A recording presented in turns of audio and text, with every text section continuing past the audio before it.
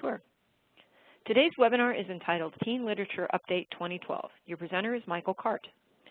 Michael is a nationally known expert in the field of young adult literature and of adult books for young adults. Currently a columnist and reviewer for ALA's Book List magazine, he's also the author and/or editor of 20 books, including such anthologies as Love and Sex, 10 Stories of Truth, and How Beautiful the Ordinary, 12 Stories of Identity. A new and expanded edition of his Critical History of Young Adult Literature, From Romance to Realism, has been published by ALA Editions. I'm now happy to introduce Michael Cart.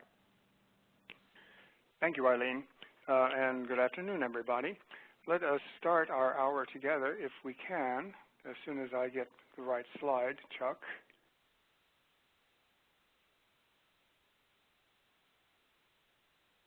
Sorry, we're having a little technical problem, at least at my Michael, end.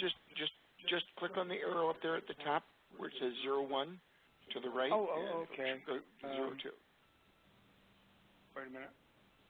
Up at the top, okay. There you go. go. All right. Oh, that was easy. As you can see, folks, even though I'll be talking about technology, I'm sometimes a little challenged by it, but we'll deal with it. I want to start by looking very, very briefly at the objectives that we hope to attain through today's program. I'm hoping that participants will, that would be you, of course, will be conversant with current trends, including technology, and be familiar with a selection of the best new YA fiction, current nonfiction, contemporary graphic novels and comics, and be familiar with useful resources. Let's take a quick look at our agenda, too. It's divided into sections. In the first section, which is where we are now, we'll be looking at a very, very brief history of YA literature. Then we'll look at the present state of the field, including current trends, awards and prizes, and resources. In the second section, it'll be contemporary realistic fiction and adult books for young adults. And in the third section, contemporary genre fiction, followed by the fourth section, which is, will deal with what I call the new visual, which is to say the new nonfiction, and graphic novels and comics.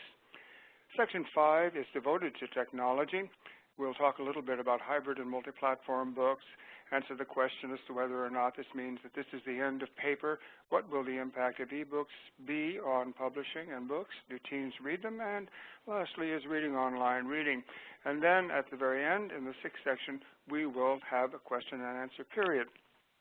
Okay, with that little bit of housekeeping out of the way, let us start. I'm a great believer in context, so I would like to start, as I've already said, with a very brief survey of the history of young adult literature offered in the context, there's that word again, of a handful of significant titles. There's always been some disagreement about the identity of the first YA novel. Some say it was Maureen Daly's 17th Summer, published in 1942. Because, though it was published as an adult novel, it featured a teenage protagonist, Angie Morrow, who told the story in her own distinctive first-person voice. Others, however, would opt for The Catcher in the Rye, published in 1951, a decade after 17th Summer. It's a more likely candidate, in my opinion, since its protagonist, Holden Caulfield, was the quintessential teenager of his time, and his first-person voice was so distinctive that it influenced narrative voice for the next 2 decades, and in some cases, still today. This book, like 17th Summer, was published adult, but in my opinion, if both of these novels were to be published today, they'd be published as YA. Now, most people, of course, cite The Outsiders, published in 1967, as being the first true young adult novel, and if you consider YA fiction to be, as I do, the novel of contemporary realism, this makes eminently good sense. However, I would make a case for Robert Lipsyte's The Contender, also published in 1967, because it seems to me that it is more clearly the realistic novel.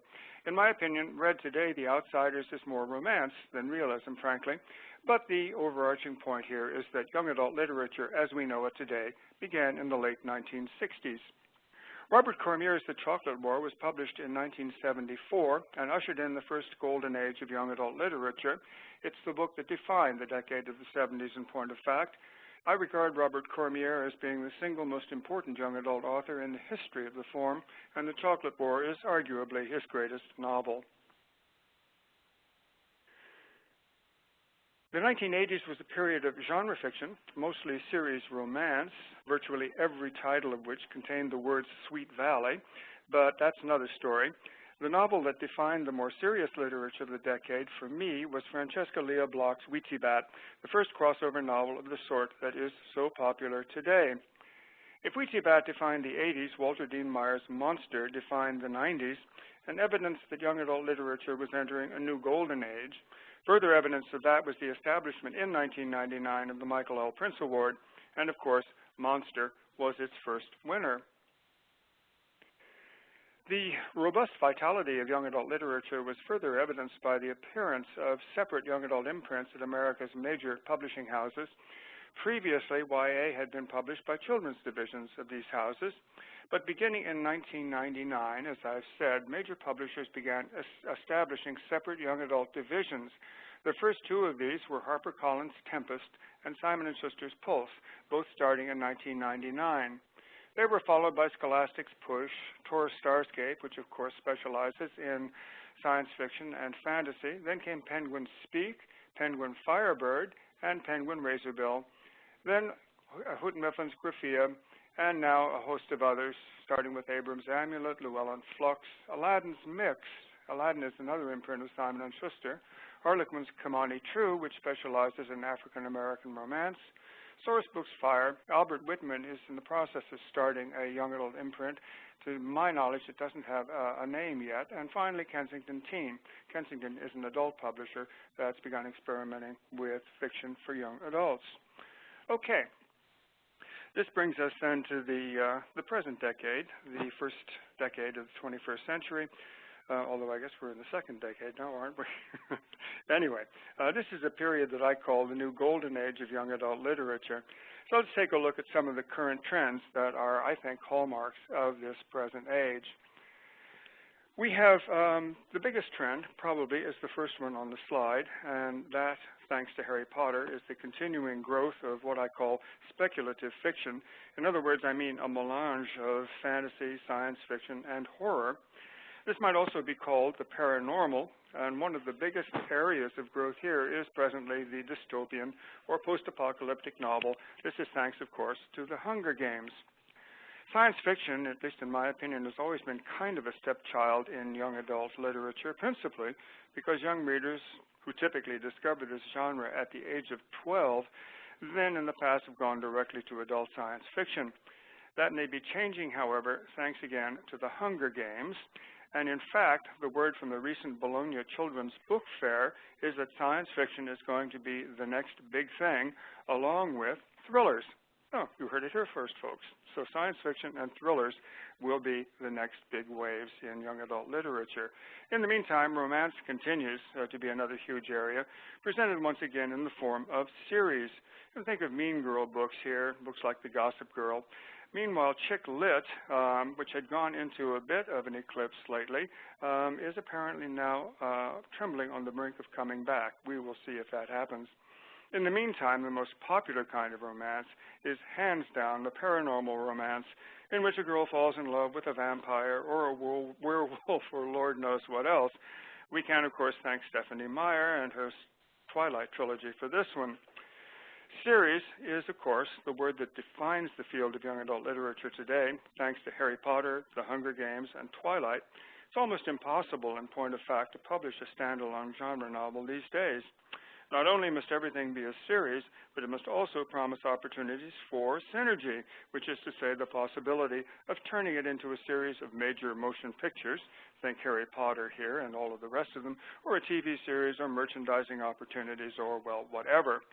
Given all of the above, it's no surprise that the markets for young adult literature has shifted from the traditional institutional market, that would be us, librarians and educators, to the retail market, the former Barnes & Noble and all of the others, the super bookstores, and Amazon.com for that matter.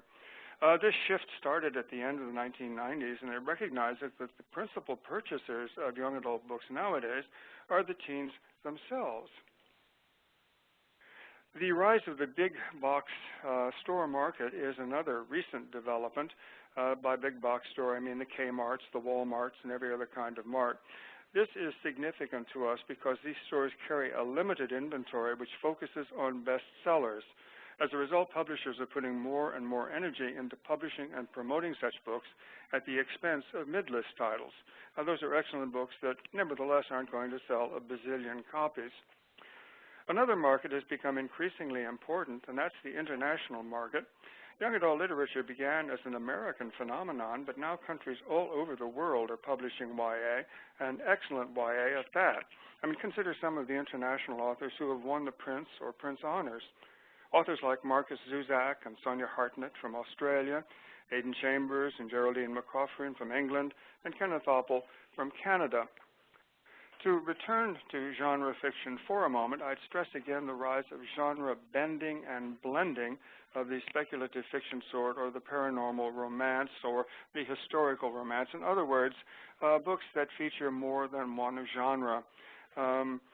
Thanks to the gigantic popularity of genre fiction, I'm seeing a bit of a decline in realistic fiction. In fact, I just did a book list column about this.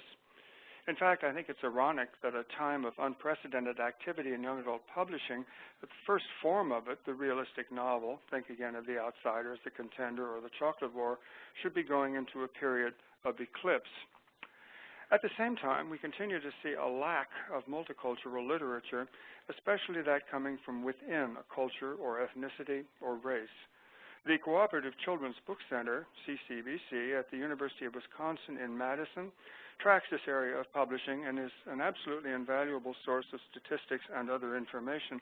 For more information about that, I suggest you visit the CCBC website. With all of this activity, it's no surprise that the number of YA books being published each year has increased dramatically, if not exponentially. When I first became involved with the field back in the mid to late 80s, the 1980s, we estimated that anywhere from 250 to, at most, 500 YA titles a year were being published. Today, YALSA estimates the number has grown to 5,000, and the New York Times recently published a feature estimating the number at 10,000. I doubt that, but I wouldn't be surprised if the number might be as large as 6,000 or 7,000. Is this an embarrassment of riches? Well, maybe it is. I certainly know that it's no longer possible for me to keep track of everything that's being published, and I spend a very large portion of my time trying, with increasing lack of success, to do just that. As for working professionals, this means, of course, that reviews have become more important than ever, helping us separate the wheat from the chaff. Also important in that endeavor are literary awards and prizes. These are always important because they encourage publishers to produce excellent books, and they also publicize books of exceptional merit that might otherwise go unnoticed. Let's take a quick look at some of the more important awards and prizes. I start with the National Book Awards simply because these, next to the Pulitzer Prizes, are America's single most important literary awards. Starting in the mid-1990s, the National Book Award Foundation established an award for the best book for young readers of the year, and in virtually every year since then, it has gone to a young adult novel, though the rules stipulated it could also go to a children's book. The LA Times Book Prize is strictly for a young adult book, however. This prize has been around for at least 10 or 11 years. In fact, I was one of the founding judges of it and served a second term as a judge. I'm very keen on this award for obvious reasons. As I am very keen on the Michael L. Prince Award. I think you all know that this was established in 1999 by YALSA, that it recognizes the best young adult book of the year preceding the award, and it is presented for excellence in young adult literature. When I say best, I do mean excellence. The William C. Morris Award is named in honor of the late Bill Morris. I hope many, if not all of you, met Bill and got to work with him at one time or another in your career. He was for nearly 40 years a fixture at HarperCollins. He was, toward the end of his career, vice president and head of library marketing and publicity. This award is presented annually to the author of the best first novel of the year. The Alex Award is an established award, of course. It's a list prize. It's presented to the 10 best adult books for young adults each year. The Odyssey Award is a relatively new award presented to the best audiobook of the year. The YALSA Award for Excellence in Nonfiction is also a new award presented, obviously, to the best nonfiction book of the year. The Margaret A. Edwards Award has been around for a very long time, named in honor of the late Margaret A. Edwards, who's sort of the founder of Young Adult Library Services. It recognizes lifetime achievement in young adult literature. It also has a number of lists as well. The Best Fiction for YAs list, that used to be the Best Books for Young Adults list, but of course that has changed. Then there's the Great Graphic Novels for Teens. There is no official Best Nonfiction for Young Adults list, but the committee that selects the Best Nonfiction Book of the Year publishes a list of every title that was nominated. You can access that through the YALSA website, and it makes an excellent buying guide. Quick Picks for Reluctant Young Adult Readers has been around for a very, very long time, as has popular paperbacks for YAs. Okay, let's take a very quick look at a couple of resources that I think are valuable to you. And forgive me, I'm going to start with some blatant self-promotion. There is the new edition of my book, Young Adult Literature from Romance to Realism. It was published last year by ALA Editions. It's a second edition of a book that was first published by HarperCollins in 1996, but let me stress that this is a completely new book. I totally rewrote the old one, and the new one is about twice as long. Okay, enough about that. Let's move on to journals and magazines. I started with the Allen Review simply because I found that a number of people are not really aware of Allen. That's the Assembly on Literature for Adolescents of the National Council of Teachers of English. Each year, Allen has a wonderful two-day conference that takes place on Monday and Tuesday of Thanksgiving week, right on the heels of the annual NCTE conference. The members of Allen are public librarians, school librarians, and academics who teach young adult literature at the undergraduate and graduate levels. The Allen Review is their journal. It's published quarterly. It contains, well, some marginally academic articles, but they're all very, very accessible. And it also features columns, and in the middle there is an extensive book review section. It's well worth your attention if you have not seen it before. Then we have the customary suspects, Book List and School Library Journal, which we all know, and I'm not going to mention anything more about them except their titles. I will say that Voya is an important review periodical because it contains not only book reviews, but like SLJ, it contains articles and columns about not only young adult service, but young adult literature. And one other thing about Voya that I would mention is that it probably has the best coverage of any of the review journals of science fiction and fantasy. Okay. Let us then start with some of the best new realistic fiction. As I mentioned earlier, the literature of realism does appear to be in a period of relative decline, but that could change at any time because publishing is cyclical. What goes around comes around. And in any event, there are still many, many excellent works of realistic fiction being published. So here are some examples. I want to start with Pink Smog. It's a prequel to Francesca Lia Bloch's Weetzie Bat. In this one, we meet Weetzie in middle school. At her apartment where she lives with her mother, Brandy, she meets a mysterious young man who may or may not have saved Weetzie's mother's life. That is an imponderable that we will consider as we read through the book. In any event, you can expect from this the usual mix of reality and magical realism that are hallmarks of Francesca's work. Secondly is Aidan Chambers' Dying to Know You. Aidan Chambers is one of my favorite British writers and arguably the best of them all, although Philip Pullman and David Almond, yes, are right behind him. In this one, a dyslexic teenager asks his girlfriend's favorite writer to write letters to her for him. The author reluctantly agrees, and as you can imagine, complications ensue. And yes, the book is vaguely evocative of Cyrano de Bergerac. I reviewed both of these books for Book List, and I gave both of them enthusiastic stars. The Miseducation, of Cameron Post is a novel about a girl who realizes she's a lesbian, and then she has a relationship with her best friend. When the girl's conservative aunt discovers this, she sends the girl to a religious camp where she supposedly will be cured of her homosexuality, or not, as the case may be. This, interestingly enough, was written as an adult book, but it was published by Harper as a YA. It's definitely a crossover title, and it is what I call a literary or character-driven novel. It's really a splendid book. I reviewed this one for Book List, too, and gave it a star. Then, of course, we come to The Fault in Our Stars. It is clearly the book of the year, and in my estimation anyway, it's John Green's best. I reviewed this for Booklist and called it a triumph, and I stand by that judgment. It's the story of a girl who has cancer, who meets and falls in love with a boy whose cancer is apparently in remission. Together, the two will travel to Holland to meet the girl's favorite author, and there are, of course, some unexpected circumstances accompanying that journey. This is literary fiction, I think, at its very best, and it is, at the moment, surely a leading contender for the Prince. Carl Hiaasen is one of a growing number of adult authors who are writing for young readers. Like his earlier titles, this is a humorous, ecology-based adventure. This one involves a young boy whose father is an animal wrangler who is hired to provide exotic animals for a nature show, whose host... There are lots of laughs in this one. Nina LaCour is a Morris First Novel Award winner. Her second novel, Enchantments, is a romance story about the summer after high school graduation, when a three-girl band go on a mini tour of the Pacific Northwest with their boy, Rhodey, who is secretly in love with one of the girls with whom he is scheduled to go to Europe.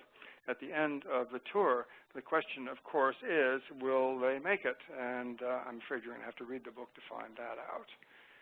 The Lions of Little Rock, as the title suggests, is indeed a novel about the integration of the Little Rock, Arkansas schools in the 1960s, but this has a twist. This one is about the year after the integration, when the local high schools decided to close rather than to integrate. Chris Lynch is one of our finest writers of realistic fiction. This novel, Kill Switch, is about a boy whose much-loved grandfather is manifesting signs of senile dementia. As a result, he's starting to talk about his past for the very first time, and maybe without even realizing it, he is beginning to reveal some surprising secrets that may turn out to be very dangerous for the boy and the grandfather both. Never Fall Down is, by Patricia McCormick, is the haunting and harrowing story of Cambodia's Khmer Rouge Holocaust and how one boy manages to survive it. It is really, really a moving and riveting book. I wrote a study guide for it, and if you're interested in seeing that, it's available at the HarperCollins website. All the Right Stuff is Walter Dean Meyer's latest. This one is a novel of ideas. It's about a teenage African-American boy who gets a summer job working in a soup kitchen where his elderly boss becomes his mentor and introduces him to the concept of the social contract. It is definitely, as I mentioned a moment ago, a novel of ideas. It requires careful reading, but the payoff, I think, is definitely worth the effort. Adam Rapp is a writer who takes no prisoners and who put the grit in gritty. I will say that he is one of my absolute favorites. I'm a big fan of his work. His new novel is the story of three teenagers, two boys and a girl who is clearly a sociopath, who kidnap a little girl and lock her in a basement. The question is, of course, will these three kids kill the little girl, as the reader probably will come to expect? But again, you're going to have to read the book to find that out. Aristotle and Dante Discover the Secrets of the Universe is hard to summarize since it's a character-driven novel. It's about the deep friendship between two Latino teenage boys, one of whom, Aristotle, is openly gay. Though seemingly opposites in many ways, the boys' friendship is an enduring one until circumstances contrive to test it. Benjamin Larry Sainz is one of our best writers about the Latino experience, I think, and this novel is certainly no exception to that rule. Beneath a Meth Moon by Jackie Woodson is exactly what the title implies. It's a hard-hitting story of a teenage girl who does become a meth addict. I guess a shorthand description of this would be Go Ask Alice for the 21st Century, but believe me, Jackie Woodson is a vastly better writer than Anonymous or Beatrice Sparks, who wrote Alice. This, in fact, is one of the best books about drug addiction that I've read for a very long time. Okay, young adults reading adult books is scarcely a new phenomenon, but what is still newish is the publication of adult books that could have been published as YA, or that have intrinsic appeal to young adults.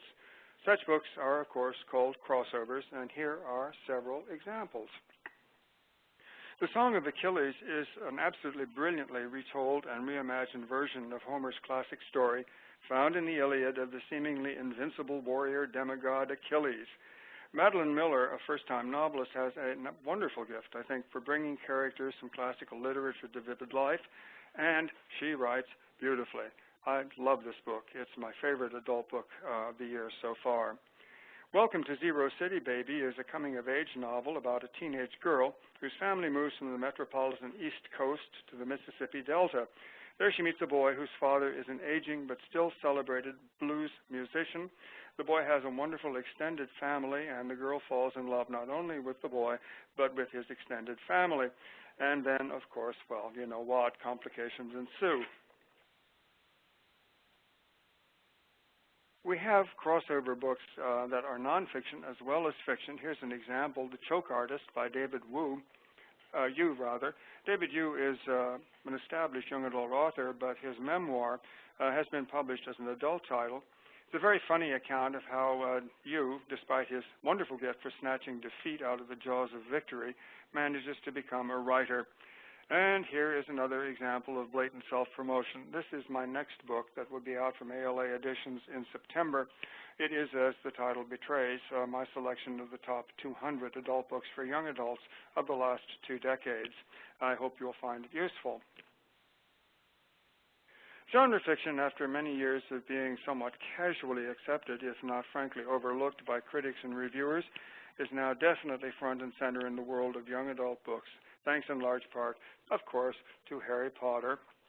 I'm going to talk about these by subgenre, and we're going to start with horror. In the category of horror, a new mini-trend is to borrow characters from established fiction. For example, here are 2 novels based on Robert Louis Stevenson's celebrated Dr. Jekyll and Mr. Hyde. The third example, the book in the middle, Such Wicked Intent, is the second in a series by Kenneth Oppel that charts the adventures of the young Victor Frankenstein. And I just yesterday received Volume 2 in a new series about Sherlock Holmes as a teenager. It's titled Rebel Fire, and it's by Andrew Lane. Interestingly, these books, the series is called Sherlock Holmes, The Legend Begins. This is the only series that has been approved by the Arthur Conan Doyle estate for publication. They're very good books. I liked both. Well, I liked the first one. I look forward to reading the second one. Okay, mystery has kind of been underrepresented in young adult literature traditionally, again because kids, when they discovered mystery, tended to go directly to adult mystery. But that seems to be changing now, thanks again, as I mentioned a while ago, to this new forthcoming trend to thrillers.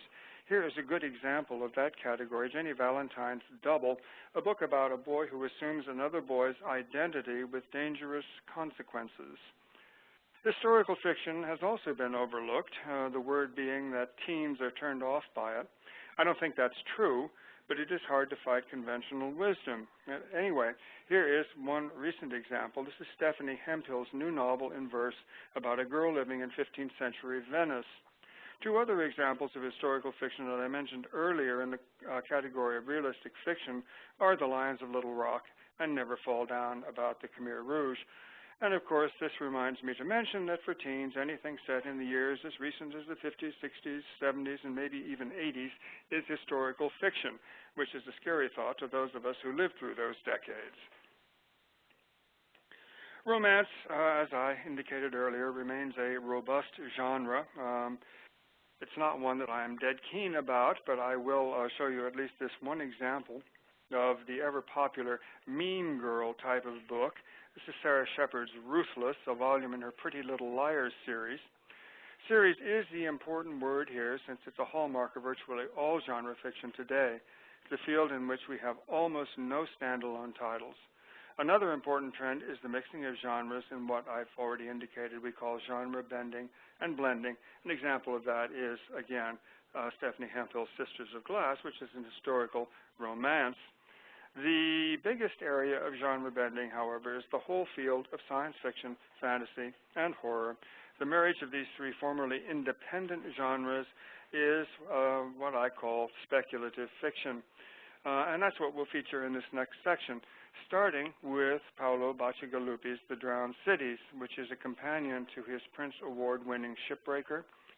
Two further things I need to say about this novel. One, it is evidence of the new literary respectability of genre fiction, and also it's an example of the hugely popular post-apocalyptic dystopian fiction that owes its genesis in large part to The Hunger Games.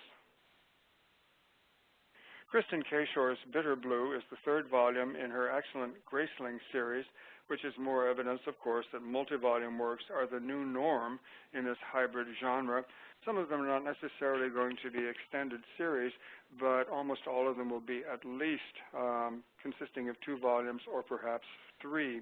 Grave Mercy, in fact, the next book, is the first volume of a promised series.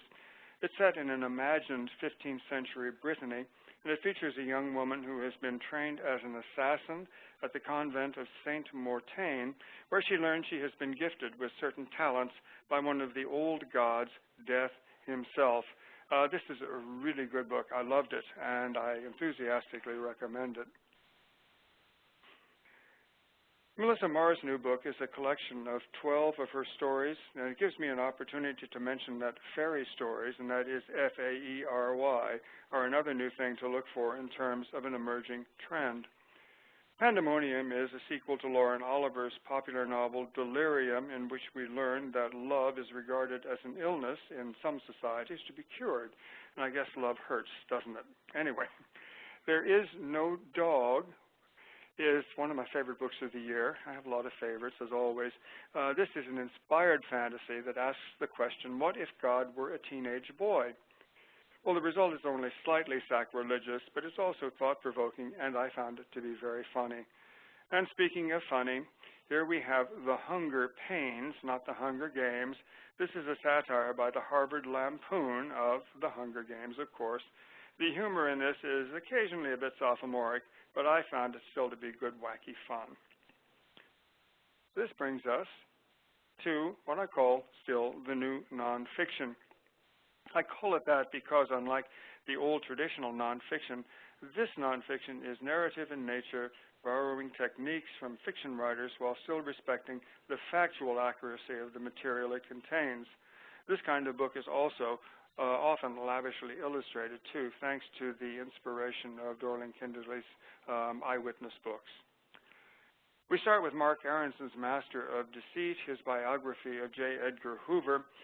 Mark is one of our very most important writers of nonfiction, and in this superb full-scale biography, I think that he has outdone himself. This is the 100th anniversary of the sinking of the Titanic, of course, so we can expect a titanic number of books about the ill-fated ship. Hopkinson's excellent, well-sourced, lavishly illustrated book that I offer here is, I think, an excellent example of that. Here's a good book. Walking on Earth is a generous collection of poetry and poetic prose by young Lakota Indians.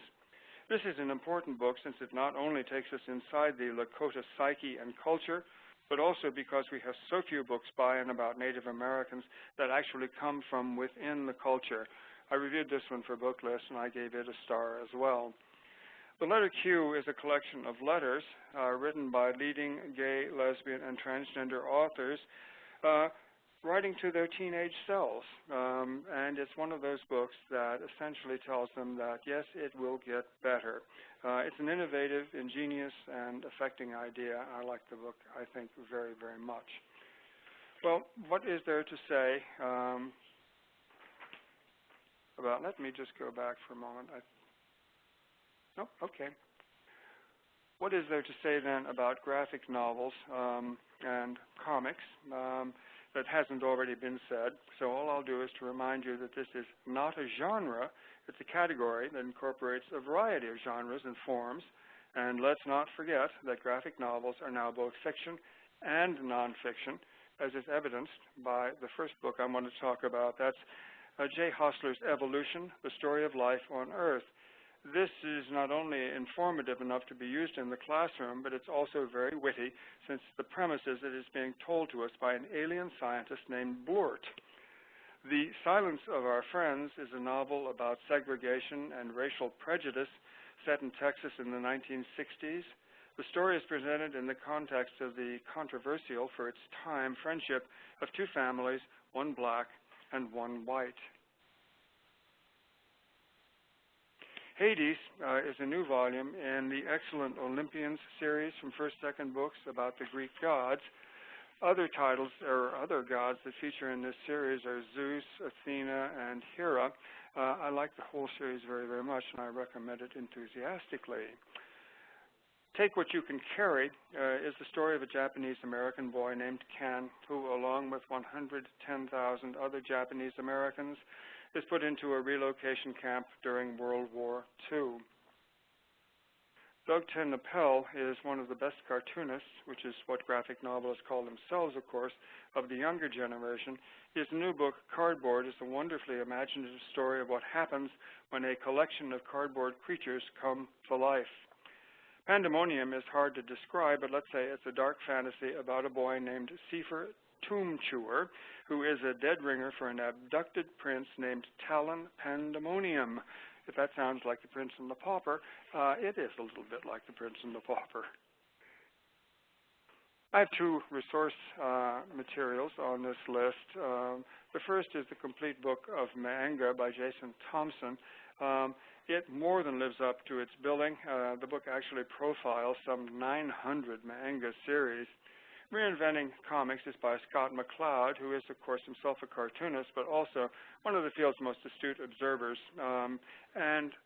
This is a sequel to his first book, Understanding Comics. So, this brings us to some discussion of the impact of technology. And I start with hybrid and multiform or multi-platform books. Later Gator is an old example of this. One of the first that can see here is that the book is being told exclusively in text messages. This is one of three books that are told in this form by Miracle. I don't know if you know it or not, but ALA has recently announced that the 3 volumes were the most challenged books in America last year. And it certainly gives us an opportunity to acknowledge that as young adult literature has become increasingly sophisticated, we can expect to see more and more challenges, so we need to be sure we're prepared to meet them. A second example, this one, a true multi-platform book, is Patrick Carman's Trackers, which contains not only a variety of narrative forms, but also links to Internet sites that expand the reading experience. The most extravagant example of this new kind of book is the just-published mystery romance Chopsticks, which is being billed as a novel, an app, a website, a collage of original drawings, objects, photographs, sound, video, and lastly, text. Yes, there is some text, not very much, but there is. Apparently, however, we now have a book that can be viewed as well as read, which begs the question, does this mean the end of paper? Well, I think not. Here is a retro ad which appeared recently in Newsweek. It says a lot about the permanent importance of reading on paper. I think, for one thing, as it states, studies do show that reading on paper is 10 to 30% faster than reading online. I know that seems like cognitive disconnect, but it is true. And also, in my opinion, that not only can you read faster, but you can retain more with paper than online. And lastly, of course, you can enjoy a tactile and aesthetic experience. So while the electronic book form certainly is growing in popularity and currency, I think that the paper book is around to stay. Well, what about the impact of e-books, and do teens read them? Let me go back for just a moment, because I want to share with you something from Publishers Weekly. In the February 20th, 2012 issue of Publishers Weekly, the magazine reported on a recent PubTrack survey from the R.R. Bowker Company. It indicated that teens remain reluctant when it comes to e-books. Accustomed to social media, PW says, they find that electronic stories have too many restrictions.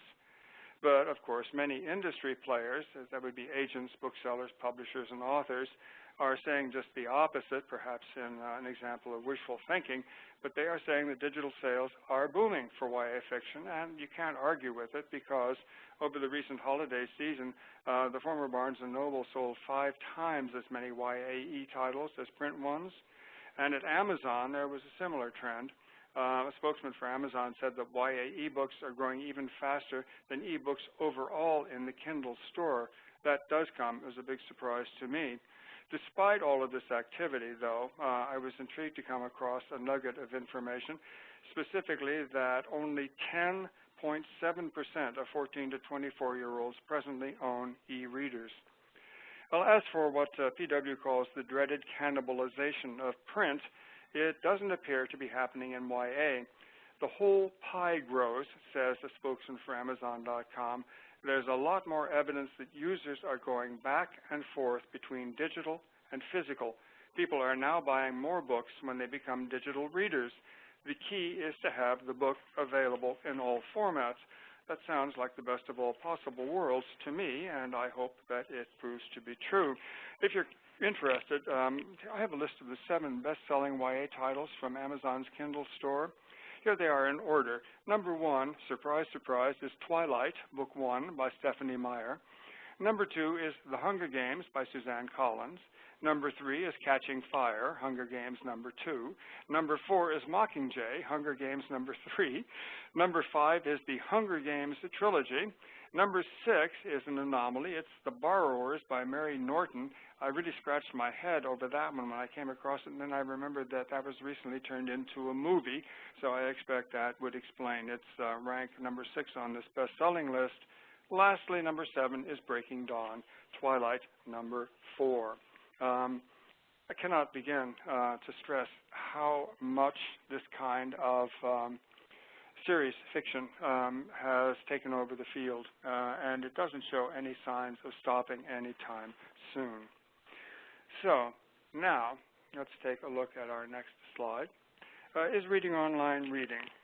We don't have a lot of time to consider that, but I will say that yes, it is reading. I give a lot of attention to it in my book about young adult literature. I'm going to share just a tiny bit of that, not very much because time doesn't permit it, but I acknowledge that reading online is reading, but apparently it differs significantly from traditional reading on a printed page. It's interesting to me that researchers have discovered that the pattern of reading online looks like a capital letter F. At the very top, people read all the way across the screen, but as they proceed, their descent quickens and horizontal sight contracts with a slowdown around the middle of the page. Near the bottom, eyes are moving almost vertically, and the lower right corner of the page is almost entirely ignored. A recent survey from the University College of London that came out in 2008 reports similar findings. The report says it's clear that users are not reading online in the traditional sense. In fact, there are signs that new forms of reading are emerging as users power browse horizontally through titles, contents pages, and abstracts going for quick wins. It almost seems that they go online to avoid reading in the traditional sense, end quote. Well, the result of all of this, according to Nicholas Carr, who wrote in his influential Atlantic Monthly article, Is Google Making Us Stupid?, is to scatter our attention and diffuse our concentration. In Google's world, the world we enter when we go online, there's little place for the fuzziness of contemplation. Ambiguity is not an opening for insight, but a bug to be fixed. Well, enough of that. I will say personally from my own reading experience that I find that my reading patterns are changing. I spend a lot of time online, of course, because of the nature of my work. And one thing I find is that my attention span has suffered enormously. When I sit down to read a book now, the first thing I do when I open the book to page 1 is to leaf ahead to see how long the chapter is. And I'm hoping it's only 5 or 6 pages, which is horrifying for me to admit. The other thing that happens when I start reading is that after 2 or 3 pages, I find myself thinking, gee, I really should go and check my email. Who knows what important email might have come in? And so I do. Then I get back to the book and discover, because my concentration has gotten so poor, that I've forgotten what I read, so I have to start reading all over again. and I don't think that I am alone in this. Now, I'm a 71-year-old man, and if this is happening to my reading, I'm wondering what is happening to kids who are just learning to read. Well, the jury is still out on that, and certainly there are no definitive answers to any of the questions I've posed. The field is definitely, as you know, in a state of flux, which is why, frankly, it's so fascinating to be a reader now, and also, of course, to be an observer of the field. So, speaking of questions, we come to a Q&A period, and I think I'm going to have some help from Chuck and Eileen, but let me Hey, Michael. see. Hey. Yes. I'm looking. We have a question. Okay. There was a third book on the last slide titled No Crystal Stare. Could you give that I know, a and for some reason my eyes skipped right over it. I didn't see it. It's by Vonda Michaud Nelson. It actually is a novelized biography, but Nelson is the niece of the Michaud, who was celebrated for being the creator of the first bookstore in Harlem, part of the Harlem Renaissance. It became, in point of fact, the largest bookstore in America to deal exclusively with African American history, life, and culture. So, sorry that I skipped over that. Got another question? I see another one. Is anyone seeing a trend in hardcover versus paperback for teens? Yeah. I mean, just go to a Barnes & Noble and see how many hardcovers there are. This started way back in the year 2000. Before 2000, all YA literature in the major bookstores was nothing but paperbacks. But I remember that it was 2000 because that's the year my first book, Tomorrowland, came out. And I was browsing in a Barnes & Noble in Chico, California, where I was then living, and I was dumbfounded to find a hardcover copy of the book on the shelf. Since then, hardcovers have become a phenomenon. Opinions vary, but one hears very often that kids feel that hardcovers have a certain cachet that paperbacks don't. It sounds like the way we used to regard paperbacks back in the 1940s. So, good question, and there's no definitive answer, but hardcovers are definitely more popular now than they've been for a very long time. Here's another question. Can you expand on your statement that we retain more when we read it on paper? I wish I could. I'm just referring to a number of studies that have been made. I think maybe it's because when you read on paper, you are, generally speaking, required to concentrate more than when you are surfing on the Internet. And I would tell you frankly that when I come across a large article on the Internet, if it's more than 2 pages, I print it out on paper. I find it much easier to read, and I personally find that I retain more of the content. Again, you can find various opinions on this. Some people would disagree with that, and particularly champions, of course, of electronic technology would say probably that you retain as much or maybe even more online. That has not personally been my experience. Is the trend of series written by multiple authors coming back, in your opinion? Oh, yes. Yeah. You see, I mean, started with David Levitan, and he seems to have collaborated with just about everybody, including, of course, John Green. But I'm seeing now all sorts of well-known young adult authors who are collaborating with equally well-known authors. It's kind of a novelty, and I have no idea how long it's going to be around, but it's an emerging trend, so I expect that it'll be around for another year or two, and then probably will fade away into the woodwork the way so many trends do. Now, I may blow this name, but do we need a teen Batchelder to introduce foreign novels? Yes, you betcha. It certainly would help in promoting multicultural literature. The problem with the children's Batchelder is, though, that there have been many years over the course of its history when there simply haven't been any good books good enough to receive the Batchelder. And I'm afraid that might be the case with young adult literature as well. except for the fact that the YA market is now growing so fast. And I didn't mention it. All of the countries I cited were Anglophone countries, countries where English is spoken, but we're seeing a lot of young adult literature coming in from Scandinavia and from continental Europe, from Germany and France. That is the extraordinary phenomenon. Some of the best of it actually is coming from Sweden. So I absolutely agree. And, somebody ought to suggest that to you also. Maybe I will. And somebody just inserted not only Sweden, but also Japan. Oh, yes, Japan. Yeah, I mean, it's a global phenomenon. I shouldn't be so Eurocentric because it definitely is coming from Asia, too. Here's another one. Will the YA Stonewall Award influence publishers?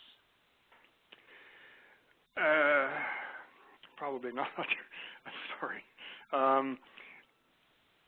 It will have some influence, sure. I mean, awards and prizes always do. I mean, the good news here, though, is that GLBTQ literature is really growing at a wonderful, expansive rate. In fact, sorry, I seem to be full of self-promotion today, but some of you will know that Christine Jenkins and I, about 4 years ago, did a critical history of the treatment of homosexuality in young adult literature. We just got a contract to do a book for ALA Editions, which will be our critically annotated bibliography of the best GLBTQ fiction published in the last 10 years. And believe me, we have got a surfeit of opportunities.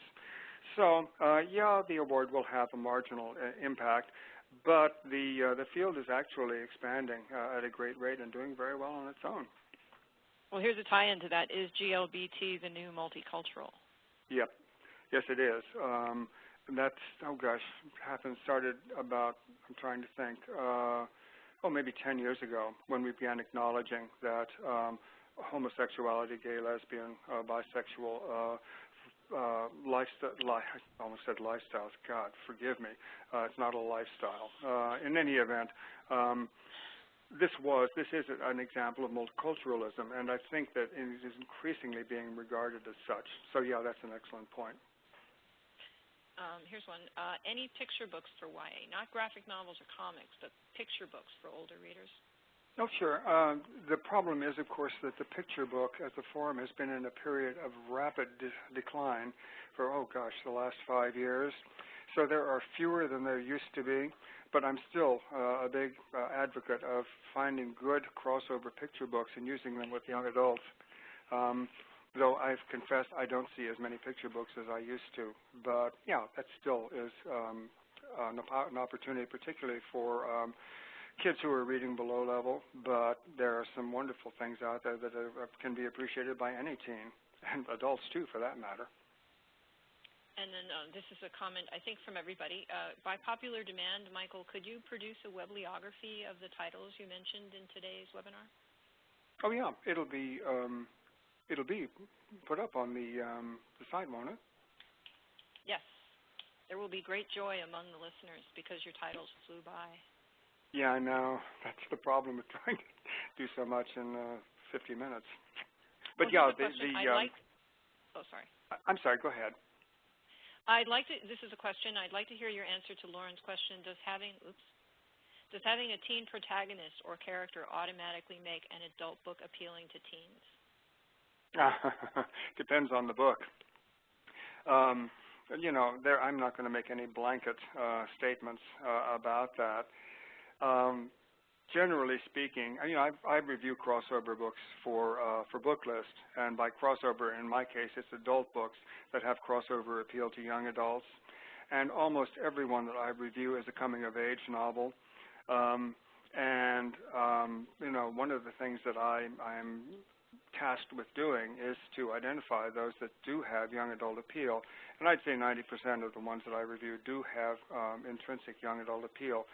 I think that if we're talking about a crossover YA adult hybrid, for lack of a better word, that you're going to have a teenage protagonist. If you have an adult protagonist, it's not a young adult book. It's not a young adult crossover. It's an adult book. Well, Well, we're coming up on the hour, and I don't see any new questions. I'd like to thank everybody for attending. And since we're promoting stuff, I'd also like to promote Michael's wonderful podcasts that he posts on the Info People blog, which are always full of good content and great reviews. So thank you very much, Michael, and thank you all for attending. And we have one last question. I'm a new librarian. Any resources you could recommend to help me out? I did the manga book. And yes, sure. What I'm going to do is to give everybody my email address. It's on the screen right now, as a matter of fact, mrmcart@aol.com. Send me an email, and I'd be happy to provide a list of good resources for you. Great. And I will post a link to the blog and Michael's podcast in the text chat, which is flying by. So thanks again, Michael. My pleasure. And we will see you all at the next webinar. Very good.